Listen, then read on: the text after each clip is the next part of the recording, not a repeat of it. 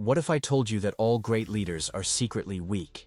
That precisely the weaknesses that you hide so much are the fuel that can make you invincible? Robert Greene revealed a method that history's greatest powers have used to turn vulnerabilities into weapons of absolute power. In just a few minutes, you will learn how to immediately apply this secret to dominate any situation. Want to know what this secret weapon is? So stay with me until the end, because your greatest weakness is actually your greatest asset. When we think of great leaders in history, we are immediately led to imagine heroic, perfect figures, almost mythological in their greatness. Society has conditioned us to believe that strong leadership means a complete absence of vulnerabilities and weaknesses. However, author Robert Greene, in the book The 48 Laws of Power, proposes something surprising and counterintuitive.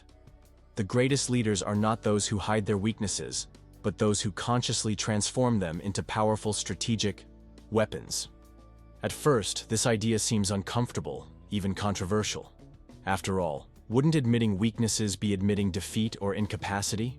However, what Greene reveals to us through thorough historical analysis is exactly the opposite.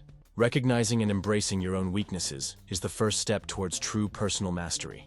Those who mastered this paradoxical ability gained far greater power than those who tried to hide their vulnerabilities. To understand how this principle works in practice, let's quickly revisit the story of Julius Caesar, one of the most powerful figures in ancient Rome. Since he was young, Caesar suffered from constant health problems, including epileptic seizures. A clear weakness, capable of defeating any claim to leadership in a society that deeply valued physical strength and impeccable appearance. Instead of hiding his problem, Caesar did exactly the opposite. He not only publicly assumed his condition, but also knew how to use it to awaken empathy and admiration among his soldiers and allies. With strategic wisdom, he transformed a weak point in his image into a powerful instrument of emotional closeness and respect, making his subordinates identify with their leader as someone strong not because of the absence of defects, but because of his extraordinary ability to overcome them. Robert Greene clearly tells us that weakness, when exposed in a controlled and strategic way, awakens in people an essential feeling for those who desire power: identification. Leaders who seem too perfect become distant and unapproachable. Those who assume a carefully chosen vulnerability humanize themselves before those they lead and gain almost unbreakable loyalty. That's exactly what art lies in, consciously and intentionally revealing what could destroy them, transforming their vulnerability into strength, empathy, and power. Another classic example of this strategy was North American President Franklin D. Roosevelt. At age 39, Roosevelt was diagnosed with polio, a devastating disease that would leave him practically paralyzed for the rest of his life. Anyone in his situation might give up on loftier political dreams. After all, how could someone in a wheelchair lead a country in the midst of an economic crisis and, later, during the Second World War?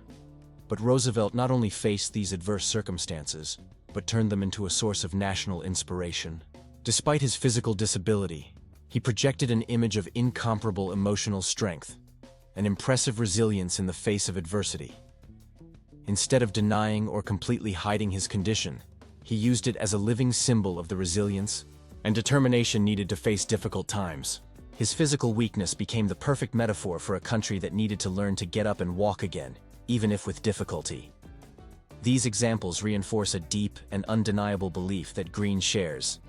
True strength is not that which has never been tested, but rather that forged in the midst of vulnerabilities. By understanding this dynamic, you understand one of the most subtle and effective leadership strategies. Never fight against what you cannot change, but transform it into something extremely favorable. However, it is worth highlighting a fundamental subtlety in this strategy. Exposing vulnerabilities does not mean becoming a victim or asking for mercy. On the contrary, you must always demonstrate that, despite the existing weakness, you have complete control over it. It is this demonstration of control, of mastery over one's own weaknesses, that generates authority and respect. If weakness is exposed passively, the image conveyed will be that of someone who is too insecure or fragile to lead. The true art is in exposing vulnerabilities with an aura of strategic strength, making it clear that your weakness is an instrument dominated by you, and not the other way around. Thus, great leaders learn to transform imperfection into strategy and obstacles into hidden allies. Your vulnerability becomes the thread of powerful connections with those around you, the basis of your emotional authority and, consequently, the springboard that elevates your leadership power to the highest level. But this leads us to an intriguing question. How exactly do these leaders manage to identify which weaknesses should be revealed and which should be hidden? How do they ensure that this exposure is truly strategic and not self-defeating?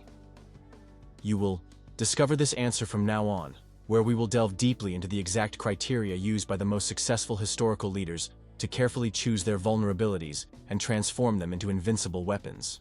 When we think about revealing a vulnerability as a leadership strategy, an essential question immediately arises. How to decide which weaknesses to expose and which to keep in absolute secrecy. After all, there is a very fine line between strategic vulnerability and dangerous exposure. Robert Greene clarifies that great leaders never reveal their weaknesses by chance. Everything is carefully planned and executed with surgical precision. Now, we'll take a deep dive into the art of strategic choice, showing exactly how these leaders determine which vulnerabilities will become their greatest allies in the quest for power. Firstly, it is crucial to understand that not all weaknesses have the same strategic value. Successful leaders intuitively recognize that emotional vulnerabilities and overcoming adversities have the greatest potential for creating deep connections. Technical or specific competency-related weaknesses should generally be kept hidden. Revealing that you have not mastered basic leadership skills or foundational knowledge is dangerously counterproductive. However, sharing difficulties faced on your journey, especially those related to humble origins, personal adversities, or even health problems, tends to generate an extraordinarily positive effect. Take, for example, Abraham Lincoln, the legendary President of the United States. Lincoln grew up in extremely adverse conditions, in absolute poverty, without formal educational opportunities. Many could see this as a fatal weakness, especially in an elitist 19th century society. However, Lincoln consciously made these difficulties the core of his political narrative. In his speeches, he frequently highlighted the difficulties he faced in his childhood and youth, emphasizing his ability to overcome them as unquestionable proof of his resilience. He specifically chose vulnerabilities that had the power to create identification with ordinary citizens, transforming him from a distant leader into someone close and genuinely trustworthy. The technique used by Lincoln exemplifies the first, fundamental criterion in the strategic choice of weaknesses to be revealed: the ability of this vulnerability to generate empathy, identification, and trust. Personal weaknesses that awaken authentic emotions have the power to create deep bonds essential for lasting leadership. Leaders like Nelson Mandela also used this strategy masterfully, revealing the emotional and physical difficulties they faced in political prisons, thus earning the admiration of millions around the world. Another important criterion is the conscious perception of the cultural and social context in which the leader is inserted. A weakness that may be seen as virtuous in one environment may have the opposite effect in another context. Consider the emblematic case of Mahatma Gandhi.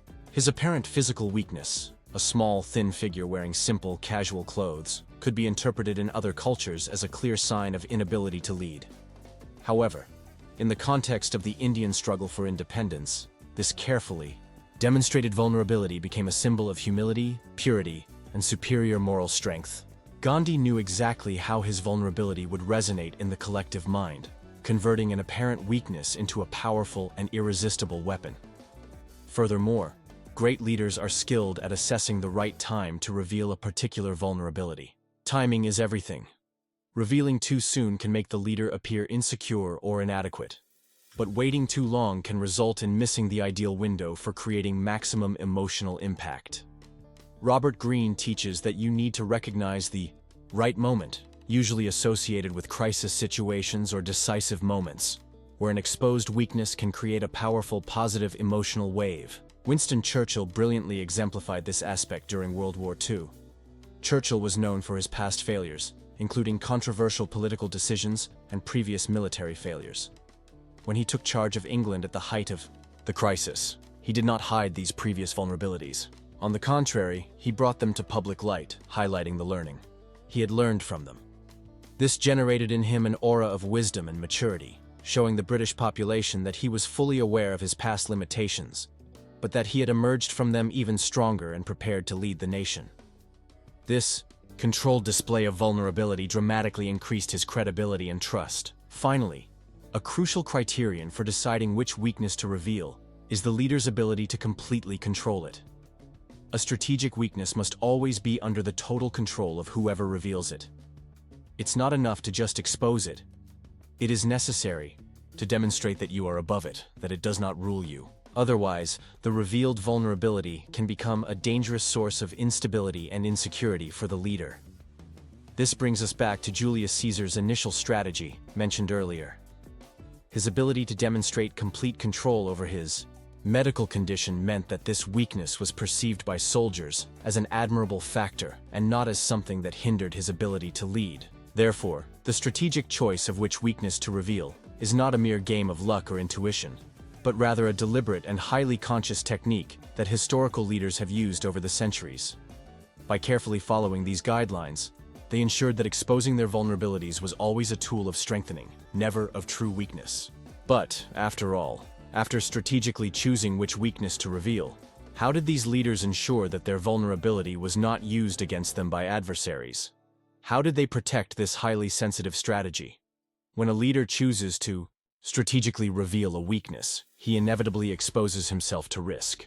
In a competitive world, where adversaries are constantly looking for weaknesses to exploit, exposing a vulnerability can seem like a dangerous move.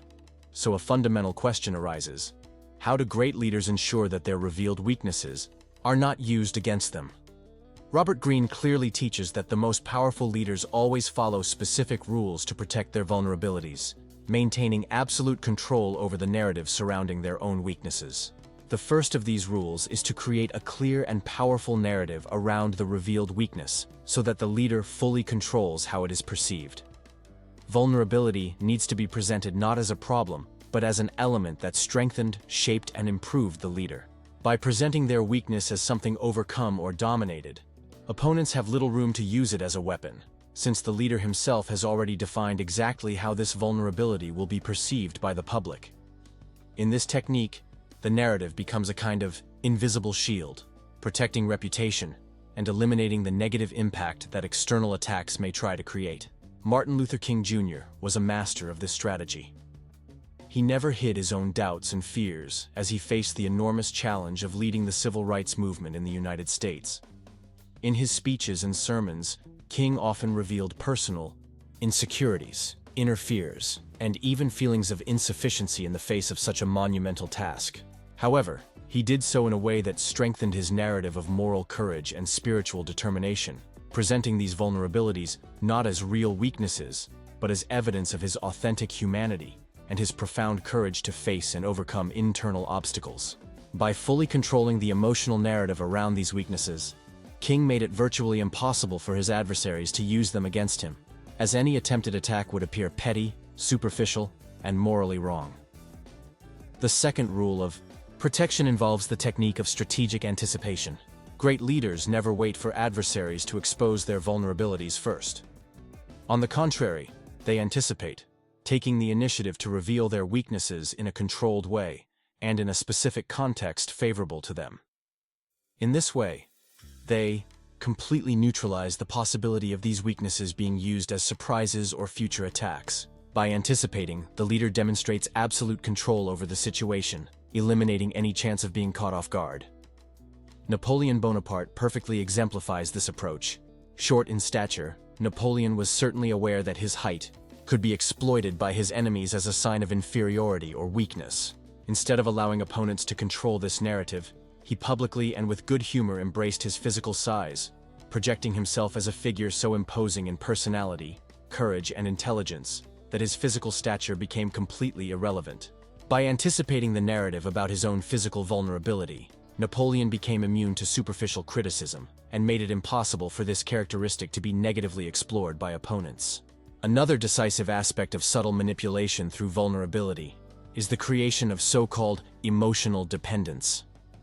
Great leaders often turn their weaknesses into emotional points of identification, so deep that their followers feel an unconscious need to protect them, support them, and defend their leadership at any cost. By awakening this protective dynamic, leaders are able to create a kind of closed emotional circle, where followers feel directly responsible for the leader's success and protection, dramatically strengthening their personal power. John F. Kennedy, an American president known for his political skill and charisma, frequently used this technique. Kennedy was publicly known to suffer severe chronic back pain, caused by medical problems he faced from a young age. Instead of completely hiding these problems, he allowed calculated information about his condition to leak out. In doing so, Kennedy activated public sympathy and even a subtle sense of emotional responsibility in the American population. The carefully demonstrated physical vulnerability made people feel that Kennedy was literally sacrificing himself for the nation. This sentiment generated powerful emotional loyalty, ensuring that the public was willing to support and defend him fiercely in the face of external attacks or political crises. Robert Greene also highlights that the exposed vulnerability can be used strategically to disarm adversaries. By exposing controlled weaknesses, a leader can instinctively neutralize the aggressiveness of opponents. Attacking someone who appears fragile or vulnerable is socially seen as a cowardly and inappropriate act. Thus, the leader creates a kind of invisible psychological barrier around himself, making any opposing attack difficult, uncomfortable, and potentially damaging to the reputation of whoever carries it out. The Dalai Lama uses this technique masterfully. Often exposed to threat from the Chinese government, Tibet's spiritual leader does not respond to aggression with aggression. Instead, it reveals sincere, peaceful, and deeply human emotional vulnerabilities. By demonstrating humility, fragility, and even impotence in the face of the injustices suffered by his people, the Dalai Lama makes any attack or criticism against him immediately appear disproportionate, violent, or morally reprehensible. This controlled vulnerability emotionally disarms your opponents, drastically limiting their ability to harm you without suffering serious damage to their own public image. Finally, great leaders know that revealing specific vulnerabilities can also serve as a strategic distraction.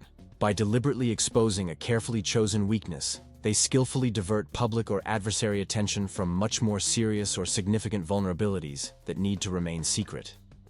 Thus, they are able to exercise total control over what is seen or investigated, protecting their real weaknesses behind a shield formed by superficial and strategically revealed weaknesses. Former President Ronald Reagan, another master of the art of political communication, adopted this technique regularly. Reagan often joked about his own forgetfulness and mild distraction, making jokes about memory lapses during public interviews or speeches. This calculated vulnerability attracted superficial attention, diverting critics from much more serious or sensitive issues about his administration. By subtly manipulating public perceptions, Reagan ensured that real vulnerabilities remained completely ignored, protected under the veil of a smaller, public and controlled vulnerability. These techniques of emotional manipulation through vulnerability clearly show how strategically aware leaders transcend traditional limits of influence. By deeply understanding the psychological principles of vulnerability, they are able to transform fragility into absolute strength, fragility into emotional dominance, and apparent limitation into an irresistible tool of persuasion and power. But this brings us to a final, essential question. How can you learn to immediately apply these principles to your life? How can you identify your own strategic vulnerabilities and turn them to your advantage with absolute efficiency, just as great leaders have done? After deeply understanding how the great leaders in history used their weaknesses to emotionally dominate followers, neutralize opponents, and create powerful authority, the most important time has come: learning exactly how to apply these principles in your life. I will reveal a practical and definitive guide based on Robert Greene's strategies, allowing you to immediately transform your personal vulnerabilities into weapons of power. Identify your weaknesses with strategic honesty. The crucial first step is to undertake a clear and honest analysis of your personal vulnerabilities. It is important to note that not all weaknesses become strategic weapons. Therefore, careful screening is essential. Robert Greene suggests starting by answering the following questions. What are the emotional weaknesses or life stories that you have suffered and overcome? What challenges have you faced or still face that could generate empathy, emotional connection, and respect in other people? Which of these vulnerabilities have you learned to fully control so that you can use it with strategic security? By honestly answering these questions, you will have an initial list of potential vulnerabilities to use strategically. The fundamental criterion, according to Greene, is to select weaknesses with a strong emotional charge, the ability to generate empathy, and that can inspire others through stories of overcoming or resilience. The next step is to carefully analyze the specific context in which you are inserted. As we have seen previously, a vulnerability can be interpreted differently depending on the environment, culture, or historical moment. Therefore, evaluate, what emotional impact would my vulnerability have on those close to me? Can this vulnerability create a positive connection and genuine identification in my social or professional circle? Are there potential risks in revealing this weakness at this particular time? If so, how can I anticipate or mitigate them? These questions are crucial to ensure that your strategic vulnerability will be perceived exactly as desired, maximizing positive impact and minimizing potential negative risks. After carefully choosing the ideal vulnerability and the appropriate context to reveal it, the decisive moment arrives: the creation of the strategic narrative. To build a powerful narrative, strictly follow these 3 fundamental steps. Expose weakness with authority and clarity. When revealing your vulnerability, be clear, objective, and absolutely sure of yourself. Avoid exaggerated excuses or justifications. The more natural and confident your presentation, the greater the perception of emotional strength and control over the situation. Your tone should make it clear that you fully accept this vulnerability as part of your personal journey, but without allowing it to define or limit you. Practical example. Imagine you struggle with social anxiety. Instead of portraying yourself as insecure or incapable, clearly say something like, "I've always had difficulties speaking in public, but precisely because of that, I learned techniques that today make me an efficient communicator. My initial insecurity led me to seek excellence in communication." Notice how this approach demonstrates absolute control and transforms an apparent weakness into concrete proof of dedication and personal growth. The second essential step: combine vulnerability with clear evidence of overcoming. Whenever you reveal a strategic weakness, immediately make a point of showing the strength or virtue associated with overcoming that weakness. This technique creates emotional contrast and quickly transforms initial empathy into deep respect and admiration. For example, I went through extreme financial difficulties when I was young. I didn't even have money for basic things, but it was precisely this initial difficulty that taught me the value of work, persistence, and made me who I am today. In this example, the revealed vulnerability is immediately accompanied by an unequivocal demonstration of strength and current success, making it clear that the weakness has been overcome and controlled. The third critical step: use personal stories to create identification. Robert Greene states that the power of narrative is directly linked to the ability to create deep emotional identification in people. Use storytelling to bring your vulnerability to life, creating vivid and impactful mental images. The more engaging the story, the greater the emotional power you will exert over your listeners or followers. For example, when I started my business, no one believed I could do it. My first products failed, I lost money, and I constantly heard criticism. However, precisely in the moments when people doubted me the most, I found the determination necessary to prove that I was right. Today, these doubts from the past are my biggest motivation to grow every day. Personal stories told with emotion and authenticity greatly enhance the impact of strategic vulnerability. The last step is as essential as the previous ones. Be consistent in message. After strategically exposing your vulnerability, be sure to constantly reinforce that narrative over time. Use it repeatedly in different contexts to solidify the image you want to project. The more consistent your message, the more deeply it will stick in people's minds. Strategically exposed vulnerability should become a hallmark of your public persona or leadership. It is through this consistent repetition that you will ensure that no one can ever use this weakness against you, as it will already be firmly established as a positive and inspiring part of your identity. By strictly following these practical steps, you will be able to apply exactly the same strategy in your personal or professional life that the greatest leaders in history used. When you do this, you will quickly see how your vulnerability actually becomes a source of unparalleled strength. But now that you know the theory, strategies, and practical method, one fundamental question remains. How can we ensure that this strategy is truly authentic and does not appear artificial or manipulative? So far, we've explored in depth how great Leaders in history use vulnerabilities to exert powerful strategic influence over people. We also learn practical techniques so that you can transform personal weaknesses into powerful weapons of emotional connection, persuasion, and leadership. However, there remains an essential challenge to be overcome. How to ensure that this strategy is truly authentic, genuine, and never perceived as manipulative? Robert Greene is clear that strategic vulnerability only works fully when it is supported by real authenticity.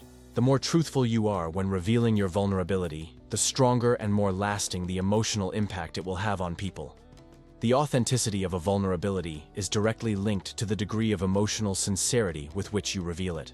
It's not enough to just expose weaknesses that you believe can generate empathy. Above all, you need to believe deeply in what you share. Modern audiences, increasingly attentive to emotional nuances, are especially sensitive to truth and emotional transparency. Any sign of superficial manipulation can instantly destroy your credibility. Greene suggests that before strategically revealing a vulnerability, you do a deep exercise in emotional self-acceptance. This means looking directly at your weaknesses, with real courage and integrating them fully into your own identity. By fully accepting your vulnerability, you eliminate the need to hide or disguise it. Consequently, your presentation automatically becomes more authentic and powerful. Show real courage by revealing your weaknesses. The public deeply respects leaders and individuals who are brave enough to speak out. This is because emotional courage is a rare and admirable quality, especially in times when most people hide their vulnerabilities behind carefully constructed masks. Showing real courage by openly admitting your weaknesses not only generates emotional connection, but creates an instant aura of inner strength and irresistible authenticity. To apply this in practice, carefully choose specific situations and appropriate contexts to reveal your deepest vulnerabilities, without unnecessary exaggeration or dramatization. Expose yourself with direct and simple honesty. The more natural and less staged your behavior, the more powerful people's perception of courage and authenticity will be. Use vulnerability to create a human and inspiring image. Authenticity allows you to transform your vulnerability into a powerful inspiration for others. By presenting personal weaknesses truthfully and consciously, you automatically humanize your public or professional image. Being perceived as human, imperfect, and vulnerable generates immediate identification and creates strong and lasting emotional bonds. Remember the example of Franklin Roosevelt discussed earlier. He never tried to completely hide his physical limitations caused by polio. Instead, he used this genuine vulnerability as a profound symbol of resilience and inspiration. Roosevelt turned his weakness into strength precisely because he was absolutely authentic in his emotions. By presenting himself as honestly vulnerable, he became far more powerful than any leader who pretended to be perfect. Be consistent with your real identity. Another essential secret to authenticity is consistency. If you want to use strategic vulnerability to increase your personal power, you need to ensure that your exposure is consistent with your real identity, personal values, and historical trajectory. Any inconsistency perceived by the public can instantly destroy the trust initially created by revealing the vulnerability. For example, if you have always portrayed yourself as steadfast, strong, and absolutely invulnerable, sudden revelations of deep weaknesses may seem false or forced. To avoid this, progressively create a public identity consistent with the strategic exposure of the chosen vulnerabilities. This way, your audience will naturally perceive your presentation as authentic and consistent. Combine vulnerability with greater purpose. Finally, Robert Greene emphasizes an essential aspect of authenticity. Strategically revealed vulnerabilities must always be connected to a greater, inspiring purpose. Successful leaders emotionally connect their personal weaknesses with lofty goals, noble causes, or inspiring missions that transcend their own lives. When you share a real vulnerability and connect it to a meaningful purpose, it immediately creates a powerful and irresistible emotional impact.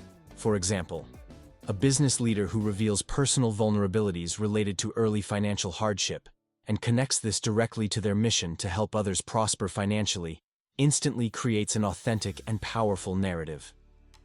By clearly linking your personal weaknesses to a greater cause, you ensure that your vulnerability is perceived as a fundamental part of your personal mission, dramatically increasing your credibility and emotional strength. Your weakness is your greatest power. Throughout this video, we explore in depth how great leaders strategically turn their weaknesses into powerful weapons. We have found that revealing vulnerabilities not only humanizes, inspires, and creates deep identification, but also offers a sophisticated and effective strategy for exercising authentic and lasting emotional leadership. You are now equipped with all the practical and emotional tools necessary to apply these teachings directly to your life, ensuring that your personal vulnerabilities become exactly what Robert Greene claimed they could be: powerful strategic weapons that will grant you emotional authority, irresistible influence, and unbeatable leadership. Finally, never forget the central and definitive message of this itinerary. His vulnerability was never an issue. It is exactly what makes you powerful. Master it, use it with strategic wisdom, and your personal power will be irresistible.